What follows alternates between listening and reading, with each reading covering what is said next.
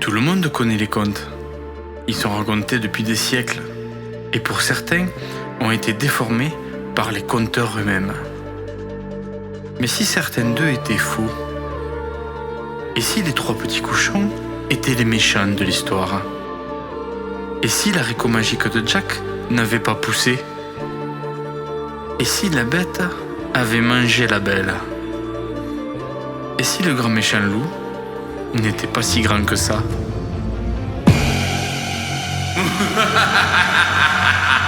Les histoires bizarroïdes de Tonton Michel. Épisode 1. Le chaperon et le loup. Cette histoire se passe par une journée claire et ensoleillée.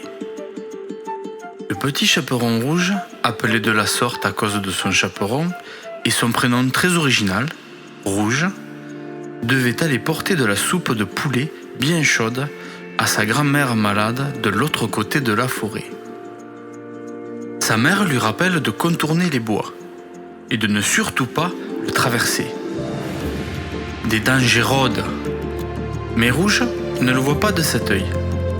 Assez tête brûlée, gothique avec des influences un peu punk, elle enfile ses Rangers en se disant qu'elle allait gagner beaucoup de temps si elle coupe à travers.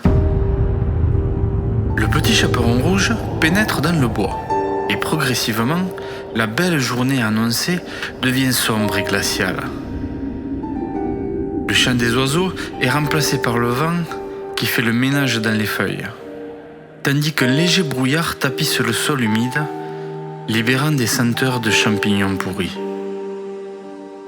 Il ne fallut pas longtemps au jeune loup pour trouver sa proie.